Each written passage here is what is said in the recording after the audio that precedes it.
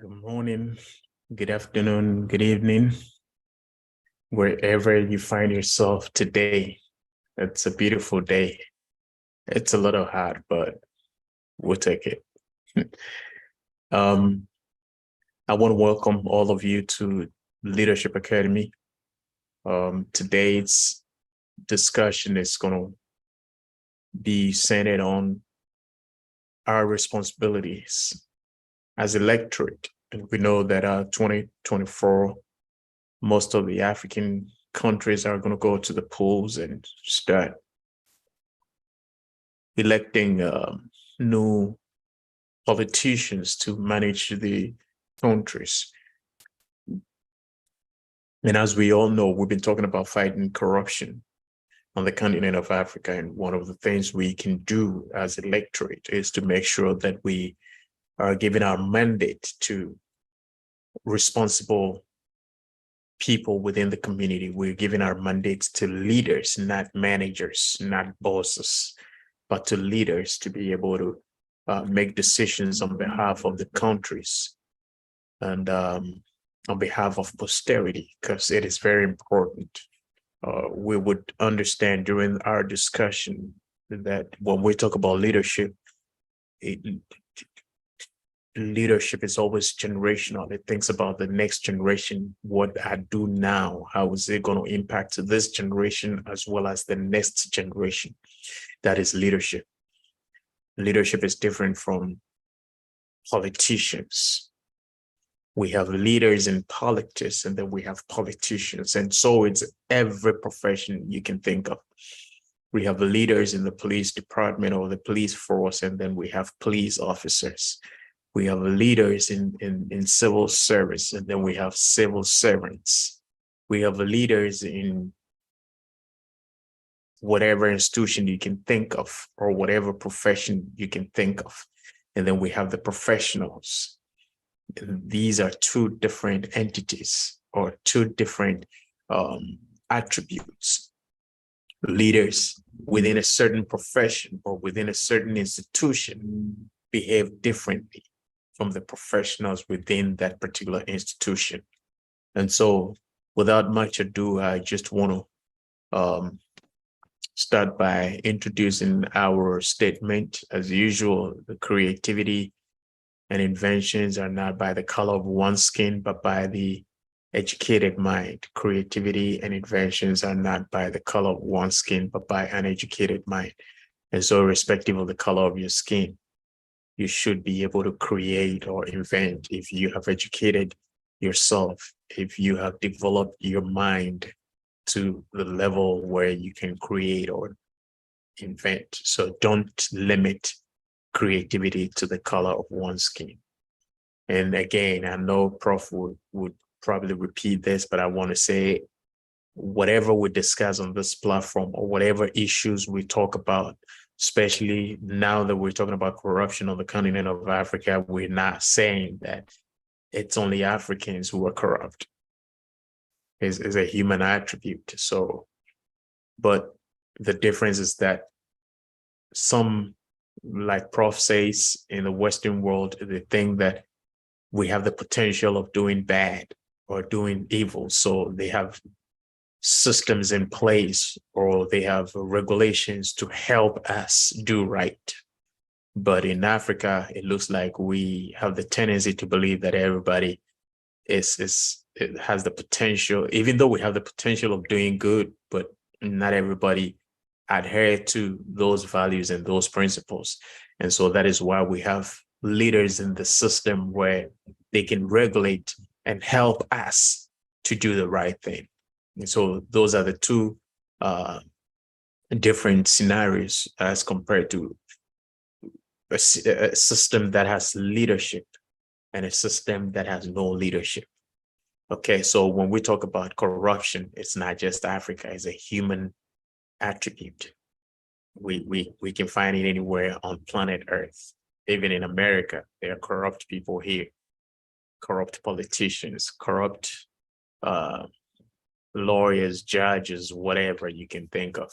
Recently, a Supreme Court judge is facing the law for some corrupt practice, alleged corrupt practices. So corruption is a human endeavor, so to speak.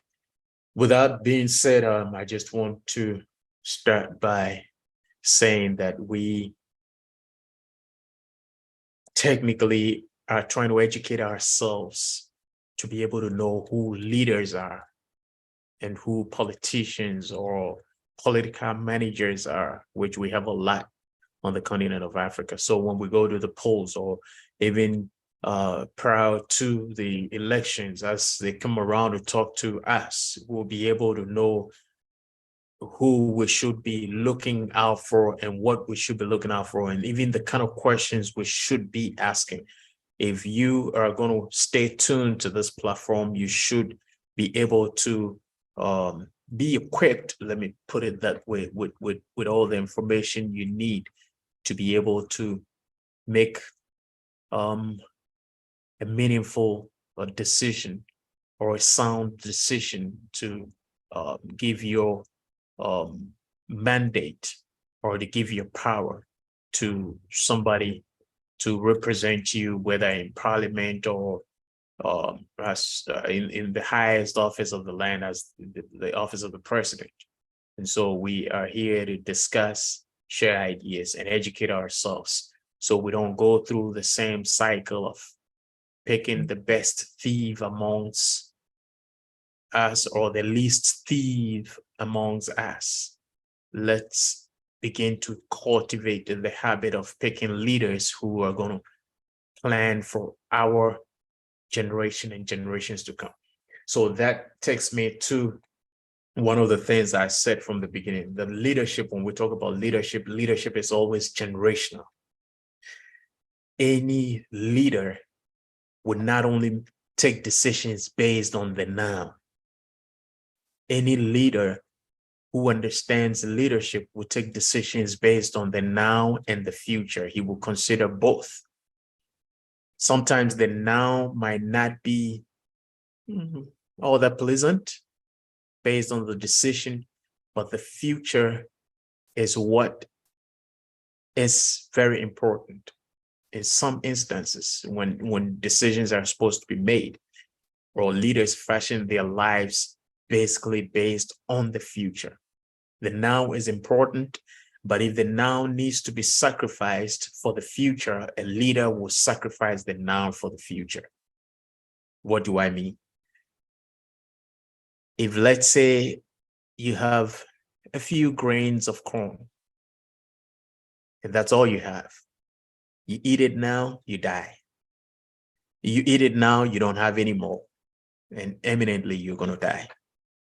Are you going to decide to plant some and probably eat a few, which you may not be able to eat to your fill, or you may not even be able to, or you may have to struggle now, but you're going to plant the majority of the corn in order for you to have a bumper harvest in the future, in order to prolong your life.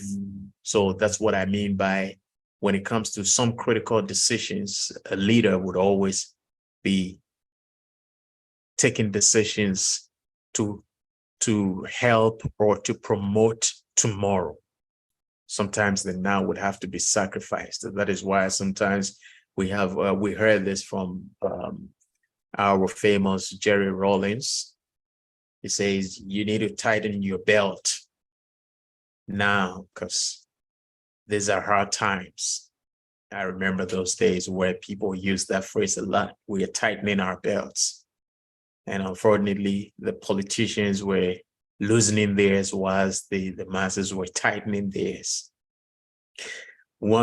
So leadership is generational. Anytime anybody stands before you and wants your mandate, listen to the things the person says. Is this person generational? Is this person thinking of today and tomorrow? Or they are talking about just today? That is one of the things we need to look out for. And leadership should be worthy of emulation. I always say, excuse my French, but it's nonsense for somebody to tell you to do what I say and don't do as I do. If anybody stands before you and tell you to do something and that person is not doing it, don't listen to the person. It means he's a scam, in plain terms. So if anybody stands before you and he or she comes to tell you to do X, Y, Z, the person must be doing it him or herself. So when they tell us to fasten our belts, to tighten it, to make it tight, let's check to see if they're tightening theirs. That is why I always use Magufuli as an example. The first thing he did when he assumed office in Tanzania was to slash down his personal pay. He didn't take anybody's pay. He slashed his first, because that is leadership by example. We hear this every time, leadership by example. If you are telling us to tighten or fasten our belts, you should be fastening. Yours should be tighter than everybody's, because you should feel the pain for the people. You should carry the pain for the people. Okay. I know sometimes people would go to the extreme and look at the incentives of leadership, which we're going to get there. But the practicality of the matter is that the leader would have to go through the mill and the grill with the people. You know, when you look at the early days, when you look at the military formation of the early days, the king is the one who leads the battle. Okay, so sometimes they have people who are protecting or shielding the king, because when the king dies, the strategy for the battle is going to suffer. Okay, so the king would not tell the people to go to battle, and the king stays at home, chilling. I remember one time, the other time it happens that way, something terrible happened. The king sent people to war, and he was home walking on his rooftop, and he got himself into trouble. Those who know the story knows. But anyway, if we're talking about leadership, the leader would have to go through the mill and the grill with the people. If the leader is telling you it's tough times, it's hard times, let's see the leader cutting certain budgets. Let's see the leader taking certain tough decisions, starting from his office and his people.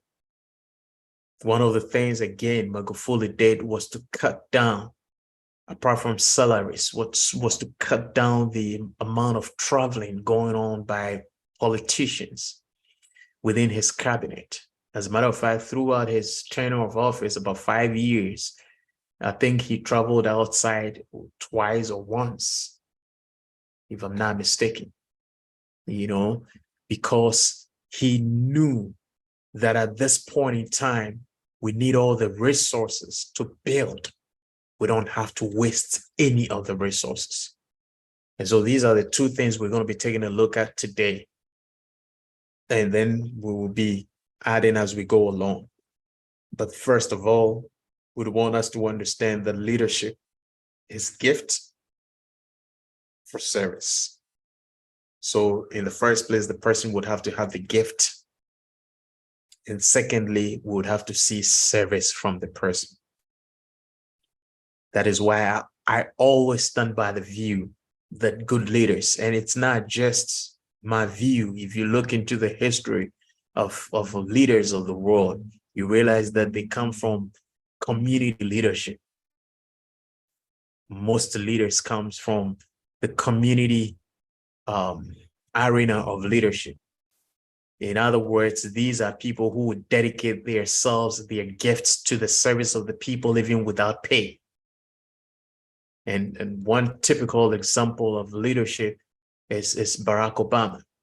When he came out of office, when he came out of law school, there were big companies that were looking for him to pay him big monies, but he turned it down and started helping communities, helping older folks within his community where he was not getting paid. So a leader would have to have that gift and have that burning to see a change and not just have the burning to see a change, but take practical steps to initiate that change. So I just want us to be thinking on those lines. Anytime we're looking at a leader, let's be looking at the gifts, let's be looking at service. And we, as we go along, we'll talk about certain qualities of a leader. One of the biggest things we're going to be talking about later on is the principle of integrity. If that is missing from the ingredients, that person has no business. You don't have any, let me put it this way, you don't have any business giving your mandate to somebody who has no integrity, because without integrity, leadership is meaningless. With that being said, I'll hand over to Prof to make his submissions. Prof, you're welcome. And your mic is muted. Good afternoon, everybody, and it's wonderful to be here today too. We're still talking about the issue of leadership that is bedeviling our continent, and the issue more of corruption. And like you already said, it's not an African phenomenon, it's a human condition, and we should all come together and work together so that we can actually approach it from the perspective that it is actually killing us, killing a lot of people, killing a lot of incentives and resources. And if we come together and we work together, we stand a chance of actually defeating it. That's what I'm going to say. Thank you. You are welcome. So, as we spoke about the fact that leadership hinges on the principle of integrity. Sorry, I was trying to put the post on Facebook so we can have the people on Facebook to join us as well. All right. So one of the first things I really want us to talk about is the principle of integrity. Any leader or anybody who lacks this principle is not yet a leader. Let me put it that way, because everybody has the leadership potential, but then you have to become. So anybody who stands before you and lacks this quality is not yet a leader. He or she might be in the making, but he's not baked yet. He's not ready yet. He's not qualified yet for you to give your mandate to. First of all, we would have to look out for integrity. Now, what is integrity? Integrity comes from the word integration, putting together. So if you want to, let's say, cook soup, you need the ingredients. You need tomatoes, onions, what have you. Look at me talking about cooking soup, even though I don't know how to cook soup. So you need all the ingredients to put them together in a bowl. And the ingredients must be integrated for you to have a good soup. If you miss any of the ingredients, guess what? The soup is not going to be as good as you would want it to be. So one of the things we would have to look out for if we talk about integrity is the fact that what the person says, what the person does is in line with what the person thinks. So your thoughts, your deeds, and your words would have to be one. If somebody says A and says B next time when it's convenient, it means the person lacks integrity. Integrity should not be displayed only when it's convenient. Integrity should be displayed at all times. Yes, people might fall short, but leaders will quickly realize and acknowledge the fact that they fell short.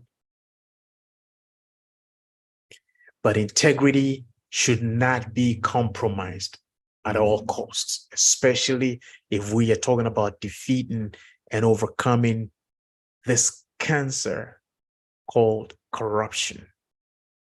One of the things we would need for those who come to us to seek for a mandate to lead would have to display integrity. We cannot. It's non-negotiable. Integrity is non-negotiable. If you don't have it, you don't have my mandate. It's as simple as that. Because that is the only way the person can tell you what he's thinking, the person can tell you what he's doing, and the person can tell you he tells you what he's thinking and what he's doing. And they have to be in line. That is why most times people get disappointed when politicians after politicians come and they tell you, oh, they promised this, but they didn't do that. They'll come with sweet words. One of my famous and let me use it as an example. My favorite example is when a politician comes to tell the people that we live on gold and yet we are hungry. And the people sees light at the end of the tunnel and they give their mandate to such a politician. And the people are still hungry. And you realize that policies and programs in place are not geared towards alleviating the hunger of the people. So instantly it tells you that this is a person void of integrity, somebody who has no integrity. When somebody has integrity, I know some people might say, sometimes, yeah, it's easier said than done. Yes, it is easier said than done. But then in the course of the doing, when you hit a roadblock, you would have to let the people know this is a roadblock and we have to overcome this roadblock. And this is XYZ we're putting in place to overcome the roadblock. So if you hit a roadblock and you don't explain it to the people, yes, they might think that you're saying one thing and doing another. That is why most leaders are always, I don't want to use the word transparent, but they're forthcoming with information. Let me put it that way. Especially when you get into a difficult times, you would have to explain yourself a lot. You would have to make information available to the people. That is why no leadership gags information or suppresses information. Information must be made available and it must be made easily accessible. So every leader makes sure that that is why most people will tell you, oh, I have an open door policy. That's what it means. It means that you can come to me and ask me any question. It means that information is going to be made available to you if you need it. Or even if you don't need it, I have to let you know what is going on. So leadership, one of the first qualities we'd have to look out for, and please do not compromise. Don't let anybody tell you otherwise, is the principle of integrity. If they don't display that, do not give your mandate to such a person. He's a con artist. He's a con artist. And one of the attributes of somebody who has integrity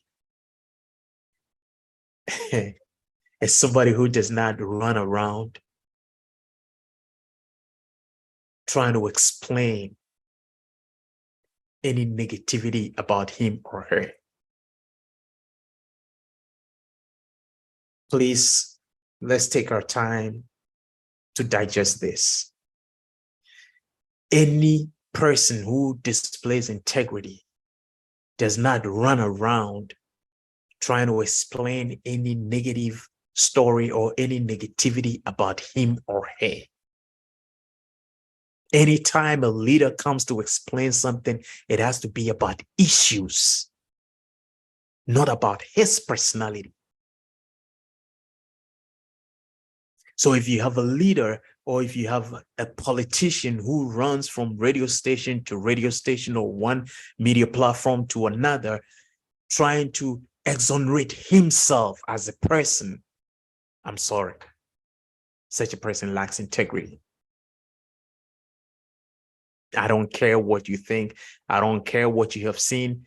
Any leader, anybody who goes around taking every opportunity given to him to defend his honor or to explain his person has no integrity. I don't know if you've ever listened to some leaders being interviewed where personal issues come in and they will tell you, I'm not speaking to personal issues, but I'll speak to issues. And some don't even bother at all.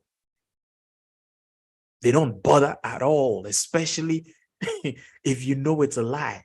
It should not bother you. The moment you run around trying to explain yourself, it means it bothers you, one. And if it bothers you, then it's the truth. You lack integrity. Please mark it. If the person has integrity, they don't come and, oh, they said I did this. No, they said I did that. And blah. No. Leaders speak to issues. They explain issues. They don't go about exonerating themselves. I remember when I was growing up, my dad would always say that nobody can tarnish your image. And I never understood it. I was like, yeah, but they're saying negative things about me. They're saying negative things about, they're saying that this, which I haven't done on true things. But later I understood that, yes, you can't stop people from saying what they want to say about you. You cannot. You don't have the control. You don't have the power to stop people from saying what they want to say about you. But you have the power to display yourself in the light or in the terms of integrity, whereas other people will fight your battles for you. If you see people with integrity, it's other people who fight their battles for them. They don't go fighting themselves. And so please take this from me. If you see anybody who is on any social media platform, any media opportunity given to him or her, and he's defending vehemently his honor, he's defending his integrity, has no integrity. You know, people who vehemently want you to see a certain image of them are always, let me put it blunt, liars.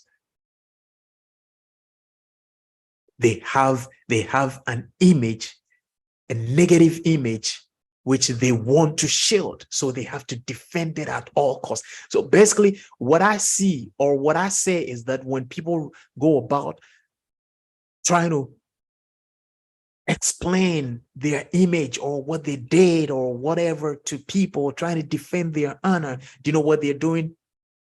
They're polishing their image. They're polishing their image for you to see what is not. You know, when people are who they are, they don't speak much to explain themselves. So again, leaders speak to issues. They explain issues. They don't explain the personality. If you have any explanation to make about your personality, then I'm sorry. You don't deserve my mandate. I want to repeat this. If you have to go about explaining your personality, then I am sorry. You don't deserve my mandate. Explaining issues, yes. Explaining your personality, you have an issue of integrity. So please let us watch out for some of these things. Because I've heard people who even come to sit on national television, social media platforms, and they spew vulgar words. And you want me to be convinced that you are a leader worthy of my mandate? Nah. Leaders are not, they don't take issues personal. Leaders speak to issues. If there's a policy which does not go well with the people, a leader will take time to explain. They don't explain to the people about an allegation of their behavior. Anytime a leader spends time, his emotions, energy, explaining an allegation about his behavior, beware of such a person. And leaders accept their faults because they are humans. They will make decisions when sometimes it goes wrong. And leaders would accept their faults and say, this is what I thought was going to be the end game, but it ended up being this. And if any time, let me say this, please listen, anytime a leader comes to tell you, this is what I thought was going to be the end game, but this is how it ended up, which was not what I intended it to be, that leader should be able to tell you why it did not end up where he wanted it to end up. It means he would have to have an understanding of what went wrong. If he cannot explain to you what went wrong, it means he has no clue of what is going on. And when we talk about integrity, what the person says, what the person does, and what the person thinks, if they are in line and something goes wrong, you should know what went wrong. You should be able to pinpoint what went wrong. And so if a leader or if somebody says or claims to be a person who is vying for your mandate, should be able to explain issues when issues go wrong, and they should be able to accept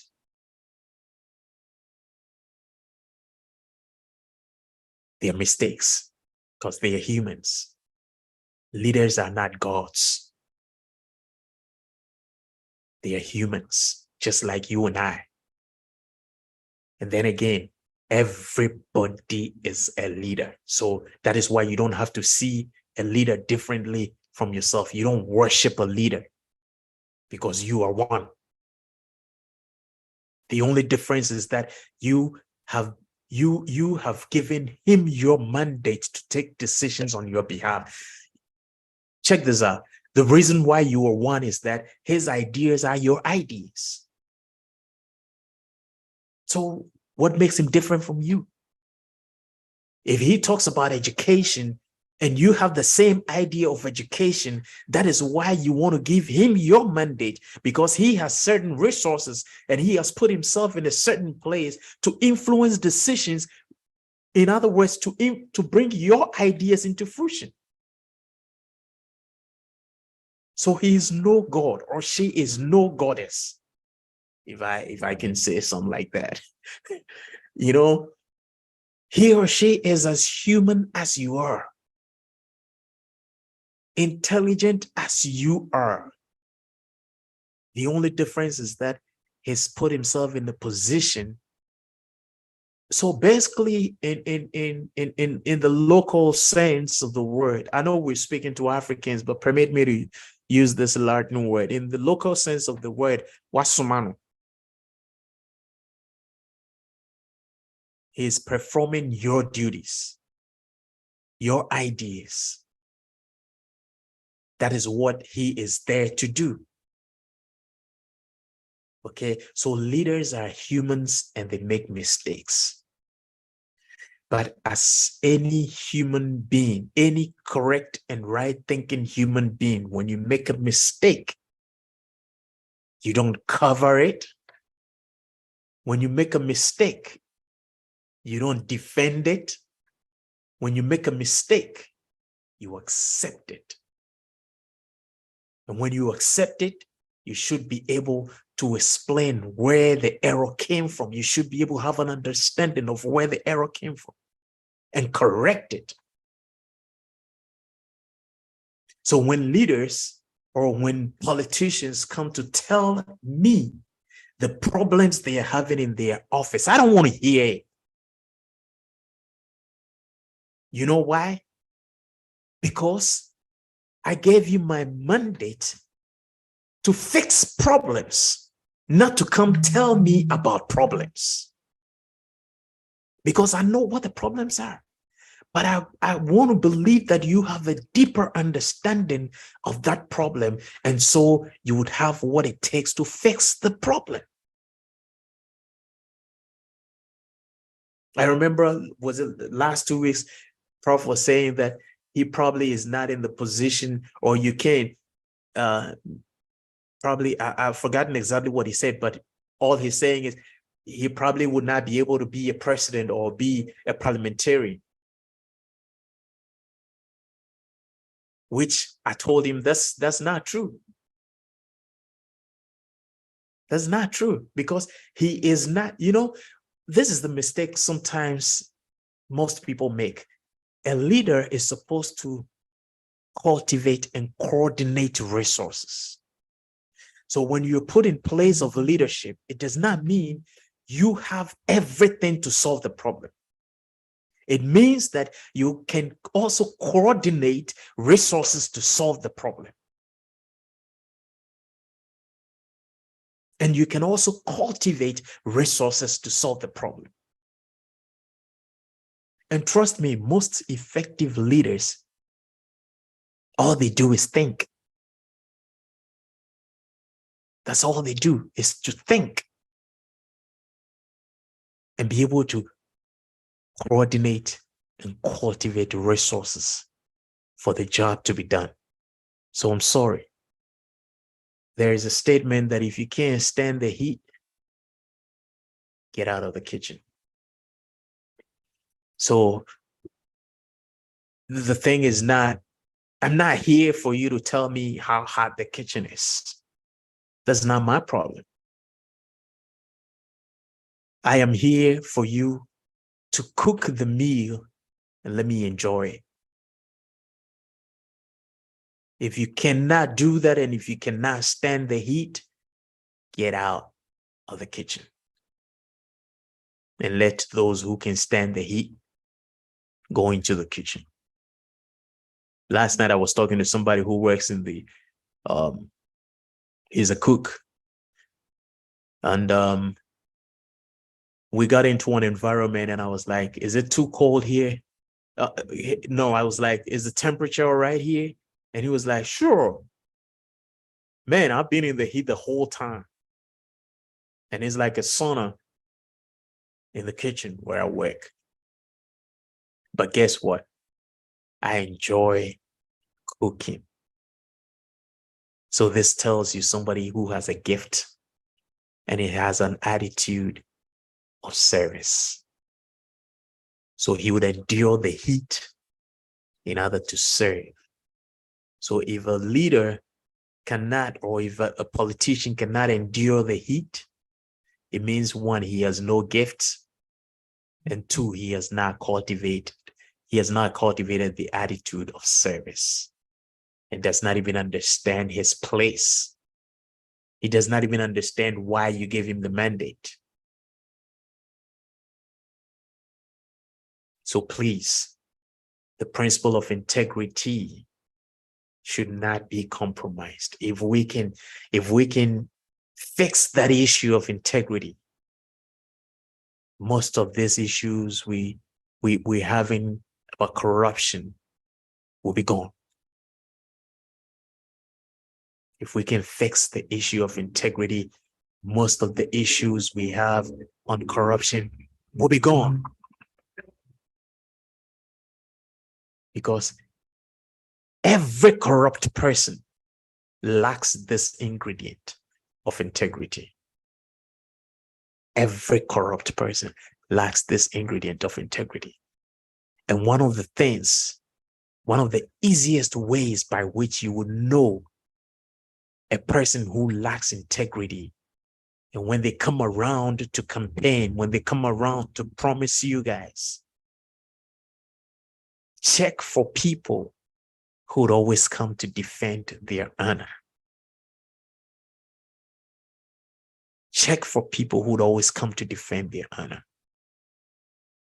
If that is his business, taking 30, 40 minutes out of an hour radio interview, taking 50 minutes out of an hour TV interview to defend his honor, he has no integrity. Taking all the time to defend the policy, to explain a policy, yes. I've heard some leaders being interviewed and personal issues came up. Even though they did not tell the interview, I'm not going to answer, they jumped by explaining issues and did not answer the question. There's a particular, I'm not going to mention the interviewer went back to the issue. And he told him, he said, I promised the people to fix XYZ. And so when I get any opportunity, I want to explain to the people how I'm fixing XYZ or why XYZ is not being fixed now. I'm not taking the time to talk about myself. That is a leader. Because guess what? Those lies being spoken about you will later come out. You see, time has a beautiful way of vindicating people. I've heard people who've been maligned, they've lied upon, and they never came out to defend it. I never heard them on any platform defending their honor. And time beautifully exonerated them, even without them uttering a word in defense of their honor. And that is leadership. Because he knows that he's not going to waste precious time to talk about a lie on him. If the person, again, please take note, would vest all his emotions, his resources in defending his honor, it means that person is a liar. He lacks integrity. All right, Prof, I think I've spoken a lot. Yeah, and I think our time is also spent. But what I wanted to add is that. Oh, shoot. I didn't even, wasn't looking at the time. Please, next time, just prompt me or stop me. Today I was even being educated myself a lot more than I have been in a very long time because I'm opening my mouth all the time. So sometimes you need to listen. That's why we have 2 ears and 1 mouth. So I'm wonderfully happy that you took us to school this afternoon. All that I wanted to add was the fact that the electorate, the individuals themselves should also educate themselves and know what they are looking for in the leader they are giving their mandate to. That's the number one thing, because I've come to accept the fact that there are a lot of charlatans who wants to lead simply because of the incentives and the accolades and the attachments to the leadership role, and not really because they have any reason to be there as leaders. And they have godfathers, they have other stuff that makes it possible for them to be in the limelight. So they will get there. But if the electorate is educated enough to look at these people and see them for who they are, they probably won't last long. And the other point you made that wonderfully explains everything is that each one of us is human. It's okay to make mistakes. It's okay to make serious blunders. But if your duty as a leader is to come and explain the blunders, you're already lost. Come here, accept responsibility, give the electorate the undying promise that you're going to do better, and don't repeat the same thing. We see the same cycles being repeated in Africa. That's why we don't grow. You know, this issue of you saying we have a lot of resources and we are poor, this is not the first time we've heard it. But have people made the adjustment not to listen to such things and to look at what that person has done in his previous life, in his corporate life, in his business dealings, and all those kind of things that exposes people to your integrity? If they have lived by that principle, knowing perfectly that when they are given the mandate, they will do better than the last person who said exactly the same things. Because we keep seeing these same things being repeated in Ghana, in Nigeria, in Morocco, in Addis Ababa, the same things being repeated. And it's true, Africa has a lot of resources. It's an issue of a manager who can actually coordinate these resources so that more benefit comes to the people. And strangely enough, we've seen hopes in some people who have actually done this. So the electorate needs to educate itself as to who they should look out for to give their mandate to. And if we are able to do that, believe me, we will stand on a different platform when we speak 10, 20 years from now. And lastly, any leader, like you rightly pointed out, that will sacrifice tomorrow for today should not be entertained, should not even be entertained. It's not an issue of just today, because we always say that the future is for the unborn children. So if you are sacrificing our resources, if you are sacrificing our people, if you are sacrificing our environment, just so you can make it today, win an election or pay off something or whatever it is, and you don't think about tomorrow, I'm sorry, you should not be in the leadership spot. Thank you, Nana. Our time. So. All right. Thank you, Prof. Just as you rightly said, our time is gone. So we are going to end here. Next week, same time, we will continue with the principle of courage. That's one of the things we should be looking out for when somebody comes to you and say, hey, give me your mandate, so I will go make decisions on your behalf. Or in Latin words, sumame nameko. One of the things you should be looking out for is the principle of courage. And courage is an offshoot of integrity. Courage is an offshoot of integrity. That is why we will be looking at the principle of courage. Without much ado, I just want to say thank you so much for your time with us on Leadership Academy. It's been a beautiful time because, trust me, we learn every day. We learn every day. So I have learned today. You have learned today. And I believe that if you have any questions, any suggestions, you can table them. We don't shy away from questions, dissenting opinions. We actually welcome them on this platform. So if you have them, you can table them and you can be a part of this discussion. Next week, same time, we're going to be here. My name, Nana Osebonsu Jr. of AfriWeek International Organization, and my co-pilot, Prof. Kojo Ewa Frimpong, also of AfriWeek International Organization. See you next week, same time. Have a wonderful day. Bye-bye. Bye.